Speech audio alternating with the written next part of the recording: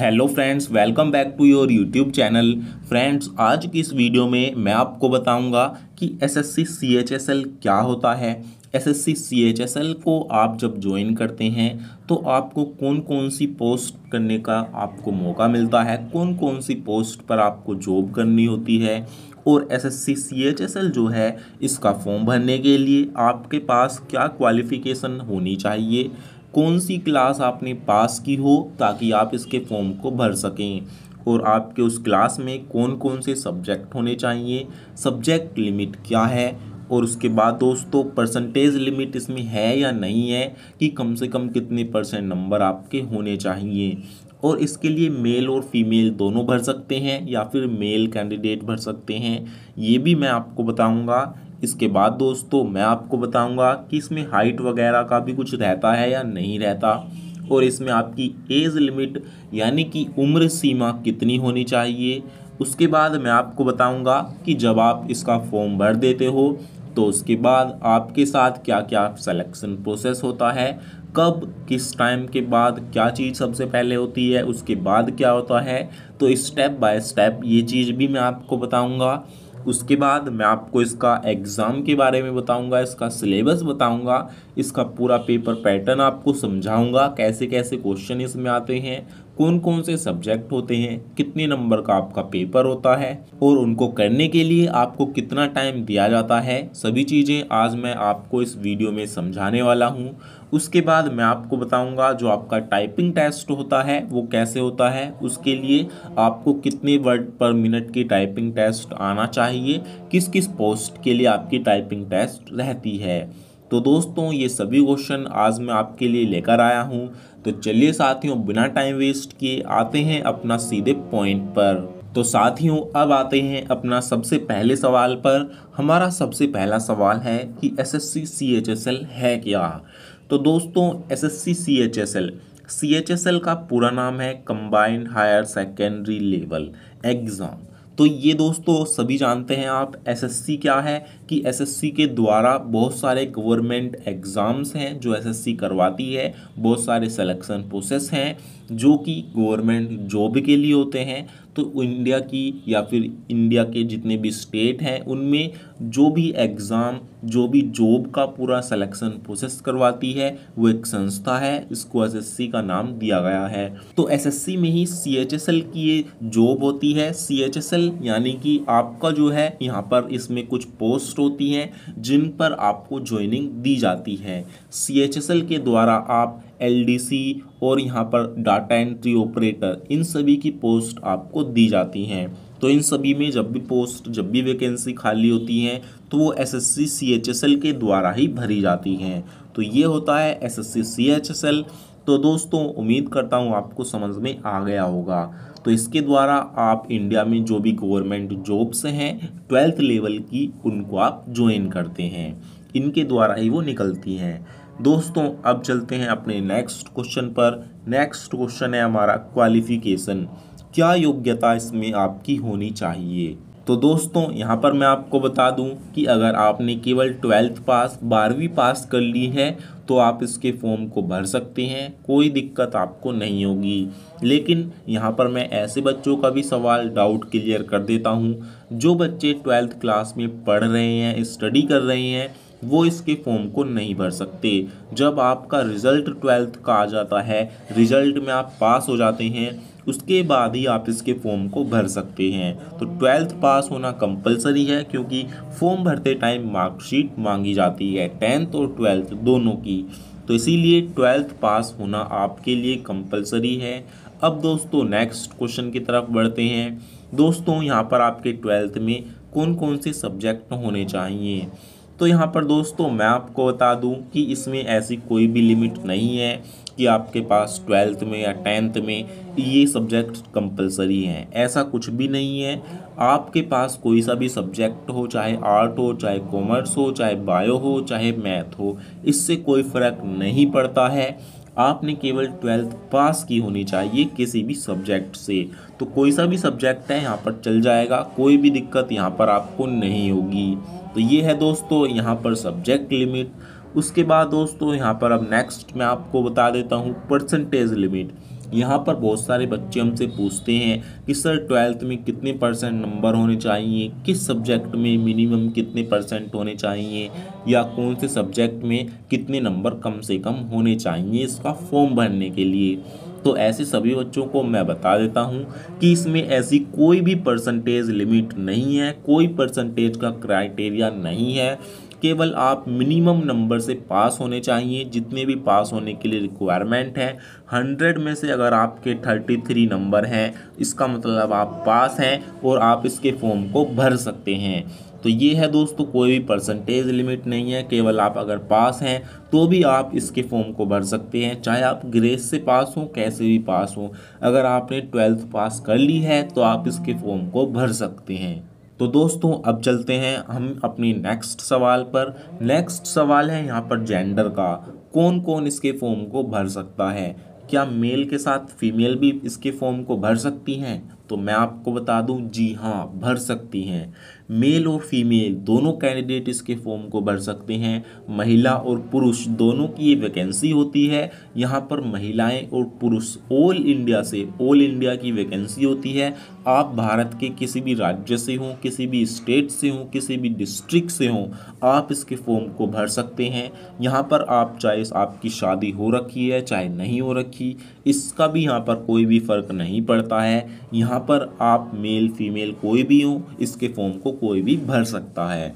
तो ये हो गया यहाँ पर जेंडर का, मैंने आपको बता दिया। अब दोस्तों चलते हैं नेक्स्ट सवाल पर। नेक्स्ट है हाइट। यहाँ पर इसमें कितनी हाइट आपकी होनी चाहिए। तो ये सवाल भी बहुत सारे बच्चे पूछते हैं कि सर एसएससी सीएचएसएल में हाइट कितनी मांगी जाती है। तो मैं आपको बता दूं, इसमें कोई भी हाइट का क्राइटेरिया नहीं रहता है। आपकी कितनी भी कम हाइट हो, यहाँ पर आपको कोई भी दिक्कत नहीं होती है, क्योंकि हाइट क्राइटेरिया इसमें रखा ही नहीं गया है। हाइट इसमें नहीं मांगी जाती है। आपकी कितनी ज़्यादा हो कितनी कम हो, इससे कोई भी फ़र्क नहीं पड़ता है। इसीलिए यहाँ पर आपका हाइट का यहाँ पर कोई भी मैटर नहीं है। तो दोस्तों हाइट के बारे में भी मैंने आपका डाउट क्लियर कर दिया। नेक्स्ट है दोस्तों यहाँ पर एज लिमिट। यहाँ पर आपकी कितनी एज होनी चाहिए। तो यहाँ पर मैं आपको बता दूं, अकॉर्डिंग टू पोस्ट यहाँ पर अलग अलग एज लिमिट यहाँ पर होती है, लेकिन जो नॉर्मल यहाँ पर एज लिमिट रखी गई है वो 18 से 27 होती है। 18 से 27 साल के बीच अगर आपकी एज है तो आप इसके फॉर्म को भर सकती हैं। इसके साथ ही ओबीसी को 3 साल की छूट मिल जाती है, तो 18 से 30 साल तक भर सकते हैं। और SC ST को यहाँ पर 5 साल की छूट मिल जाती है, वो 18 से 32 साल तक भर सकते हैं।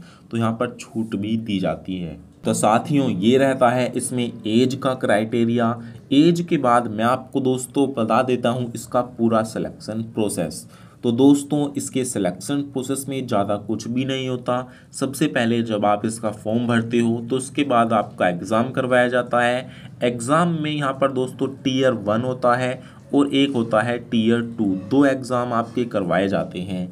दोनों एग्ज़ाम आपको पास करने होते हैं। दोनों एग्ज़ाम को पास करने के बाद आपका स्किल टेस्ट होता है। स्किल टेस्ट में आपकी टाइपिंग टेस्ट होती है। टाइपिंग टेस्ट यहाँ पर आपका मांगा जाता है। तो ये होता है केवल एग्ज़ाम और स्किल टेस्ट, इसके अलावा कोई भी चीज़ यहाँ पर नहीं होती। फाइनल मेरिट लिस्ट लगती है, उसके अकॉर्डिंग आपको ज्वाइनिंग दे दी जाती है। तो ये इसका पूरा सिलेक्शन प्रोसीजर रहता है। यहाँ पर मैं अब आपको दोस्तों बता देता हूँ इसके पोस्ट के बारे में। पोस्ट कौन कौन सी आपको दी जाती हैं। तो यहाँ पर आपको डाटा एंट्री ऑपरेटर की पोस्ट निकलती है।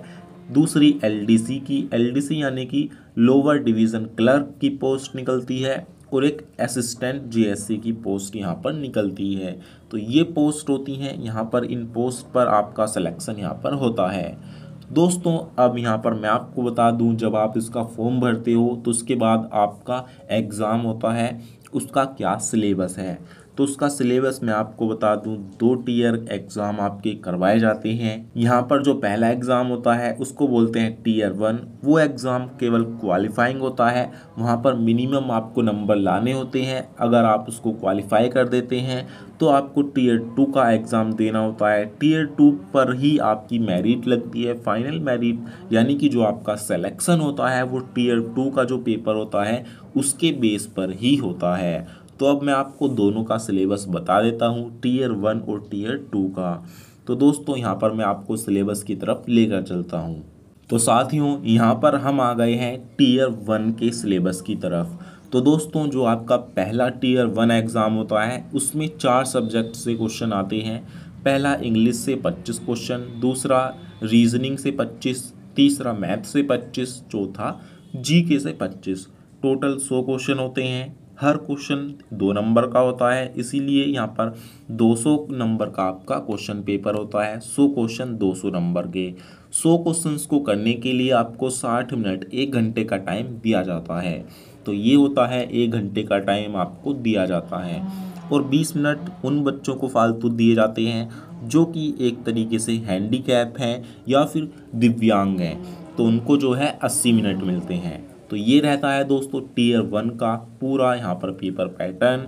और इसकी आपको दोस्तों नेगेटिव मार्किंग भी होती है, 1/4 की नेगेटिव मार्किंग भी होती है। और जो टोटल सभी क्वेश्चन होते हैं वो ऑब्जेक्टिव टाइप होते हैं, मल्टीपल चॉइस क्वेश्चंस आपके होते हैं। एक क्वेश्चन के आपको 4 विकल्प मिलते हैं और यहाँ पर उसमें से आपको सही पर टिक लगाना होता है। पेपर आपका ऑनलाइन होता है, ऑफलाइन पेपर आपका नहीं होता है। तो ये है दोस्तों टीयर 1 का पूरा सिलेबस।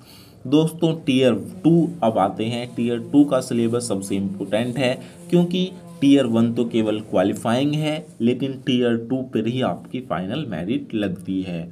तो इसमें दोस्तों इसमें भी आपके सब्जेक्ट आते हैं। सेक्शन 1 में पहला होता है मैथ के 30 क्वेश्चन, दूसरा रीजनिंग के भी 30 क्वेश्चन, 60 क्वेश्चन यहाँ पर आपके आते हैं। एक क्वेश्चन 3 नंबर का होता है, इसीलिए 180 नंबर यहाँ पर हो जाते हैं। 1 घंटा आपको दिया जाता है। तो उसके बाद दोस्तों यहाँ पर दूसरा सेक्शन आता है। इसमें आपके इंग्लिश के 40 क्वेश्चन होते हैं और जीके के 20, टोटल 60 क्वेश्चन होते हैं। एक क्वेश्चन 3 नंबर का, इसीलिए टोटल 180 नंबर के। और दोस्तों इनको यहाँ पर ये डिवाइड किया गया है। उसके बाद आपका सेक्शन 3 में कंप्यूटर नॉलेज का टेस्ट होता है। कंप्यूटर के 15 क्वेश्चन आते हैं। एक क्वेश्चन 3 नंबर का, टोटल 45 नंबर के। और यहाँ पर ये क्वालिफाइंग होता है, केवल आपको क्वालिफाई करना होता है। जो मेरिट लगती है वो आपकी इंग्लिश, जीके, इसके साथ ही यहाँ पर मैथ और रीजनिंग की, इनकी यहाँ पर आपकी मेरिट लगती है। इसके अलावा आपको जो है सभी जो क्वेश्चन हैं, सभी जो आपके सब्जेक्ट हैं वो क्वालिफाइंग हैं।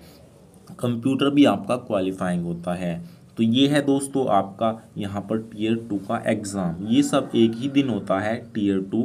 दोस्तों अब यहाँ पर आता है जो बच्चा इसके पेपर को पास कर लेता है उसके बाद उसका टाइपिंग टेस्ट होता है। एलडीसी और जीएसए दोनों की पोस्ट के लिए यहाँ पर टाइपिंग टेस्ट रखा गया है। टाइपिंग टेस्ट में आपको हिंदी या इंग्लिश की टाइपिंग आनी चाहिए। अगर आप यहाँ पर इंग्लिश की टाइपिंग चाहते हैं, अगर आप इंग्लिश की टाइपिंग सेलेक्ट करते हैं फॉर्म भरते टाइम, तो आपको 35 वर्ड पर मिनट की यहाँ पर आपकी टाइपिंग आपकी आनी चाहिए। और अगर आप हिंदी की यहाँ पर सेलेक्ट करते हैं तो इसके लिए आपकी जो स्पीड है वो 30 वर्ड पर मिनट होनी चाहिए। तो ये है दोस्तों यहाँ पर इसकी टाइपिंग टेस्ट। इसके अलावा दोस्तों यहाँ पर आपसे कुछ भी नहीं होता। पहले एग्ज़ाम होता है टीयर 1, फिर टीयर 2, उसके बाद टाइपिंग टेस्ट और लास्ट में फाइनल मेरिट लिस्ट जारी होकर आपको ज्वाइनिंग दे दी जाती है। तो यहाँ पर यही चीज़ें हैं एसएससी सीएचएसएल की जॉब को पाने के। यही एक तरीका है एसएससी सीएचएसएल में जाने का। तो दोस्तों उम्मीद करता हूँ ये जानकारी आपको बहुत हेल्प करेगी आपके सिलेक्शन के लिए। तो ये जानकारी आपको पसंद आई हो तो वीडियो को एक लाइक ज़रूर कीजिएगा। और अगर कोई डाउट या सवाल है तो आप मेरे से पूछ सकते हैं कमेंट करके। मैं पूरी कोशिश करूँगा आपका रिप्लाई देने की। तो दोस्तों फिर मिलेंगे एक ऐसी ही नई वीडियो के साथ। तब तक के लिए जय हिंद, जय भारत।